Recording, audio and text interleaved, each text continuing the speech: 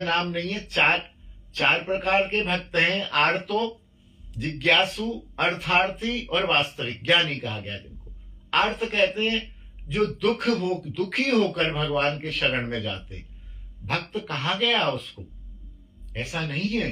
भक्त कहा गया, भक्त क्यों कहा गया? कि वो भगवान की शरण में जा रहा है, भगवान के प्रति उसकी ये दृष्टि है कि ये पुस्तक हटा लो बेटा, ये पुस्तक भी हटा। भगवान के प्रति उसकी ये निष्ठा है कि भगवान मेरा दुख दूर करेंगे। करेंगे भली, हरेंगे क्या वृषभानु की लली, है ना, वो ऐसा है ना कुछ। तो उसको ये विश्वास है कि मेरे दुख दूर करेंगे। तो जो दुख दूर करने के लिए जाता है उसे आर्त भक्त कहा गया। आर्त माने दुखी। फिर जिज्ञासु, जिज्ञासु का मतलब वह जानना चाहता है कृष्ण कौन है, नारायण कौन है, इनको कैसे प्राप्त किया जा सकता है, इनके धाम कितने हैं, वैकुंठ किसको कहते हैं, साकेत किसको कहते हैं, गोलोक किसको कहते हैं, जानने के लिए भक्ति करता है। ऐसे भी लोग देखे गए कि जो नाम महिमा पर 2 घंटे बोल लेंगे,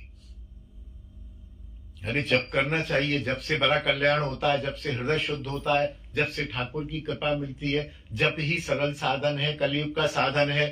लेकिन उनके हाथ में कभी माला झोली नहीं दिखेगी। तो वो क्या है? जिज्ञासु है। केवल उनको तत्व का, विषय का, भगवान के बारे में ज्ञान है, उस ज्ञान के आचरण को वो नहीं लाते, अथवा वो शास्त्रार्थ करते हैं। जो शास्त्रार्थ वाले होते हैं, दिग्विजयी, आजा भाई तेरी मेरी हो जा, या तो तू हार या मैं हारूंगा। तो ये जिज्ञासु भक्त होते हैं। भगवान को प्राप्त किया हुआ होता है, भगवान उनकी रक्षा, भगवान सबकी रक्षा करते हैं। ये तो निश्चित बात है। आप जिज्ञासु बन के जाओ तो भी आपकी रक्षा करेंगे, आर्त बन के जाओ तो भी आपके दुख हरण कर लेंगे।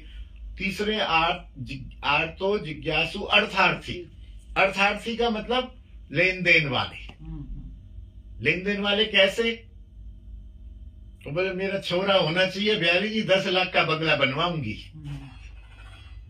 ठीक है ना।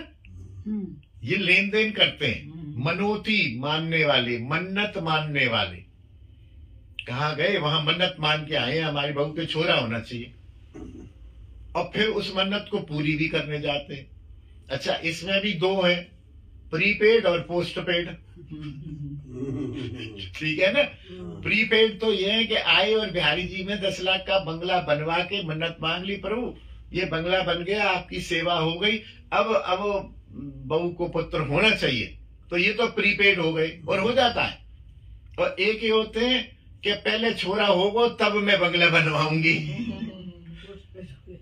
ये छोरे की तो मैं एक उदाहरण दे रहा हूं। कोई मुकदमे के लिए, कोई धन के लिए, कोई प्लॉट के लिए, कोई मकान के लिए, कोई किसी के लिए, कोई अपने बच्चों बच्ची की विवाह के लिए, तो वो मन्नत मांगाते, हमारी लड़की का विवाह होगा तो बिहारी जी मैं 10 लाख का बंगला बनवाऊंगी। ये पोस्ट पेड है। पहले उनको वो और भी ज्यादा स्वार्थी होते हैं कि बंगला बनवा दिया, छोरी का ब्याह नहीं हुआ तो पहले छोरी का ब्याह हो जाए तब बंगला बनवाएंगे। और चौथे हैं, वो हैं सही शुद्ध भक्त, जिनको ये पता चल गया है हम कौन हैं, ठाकुर कौन है, और ठाकुर को कैसे सुख मिलता है, भक्ति किसका नाम है। ये पुत्र, स्त्री, मकान, प्लॉट, शरीर, ये सब नश्वर हैं, किसी ने साथ नहीं जाना है। हम भगवान के प्रेम प्राप्ति के लिए, भगवान की सेवा के लिए ही बने हैं। ये जो ध्यान रहे। हमारा ड्राइवर है, एक सेठ का ड्राइवर है, वो भी उसको सुख तो देता है, लेकिन अपनी तनख्वाह के लिए। उसका उद्देश्य क्या रहता है?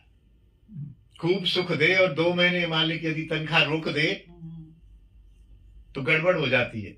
वो जो सुख देता है वो स्वार्थवश है, और हम जो सुख देते हैं हम स्वभाववश देते हैं। हमारा स्वभाव ही यही है। हम जीव हैं, हम भगवान के अंश हैं, हम उनको सुख कैसे मिलता है? तो कलयुग में तो यही कहा गया, केवल उनको हरिनाम सुनाते रहो बस। ये जो सत्संग चल रहा है, ये ठाकुर सुन रहे हैं, बड़े सुखी हो रहे हैं, बड़े प्रसन्न हो रहे हैं कि चलो ये बढ़िया किया, इन लोगों ने यहाँ मिल के 1 घंटे मेरी गुणगाथा कर, अब गुणगाथा ही तो है। और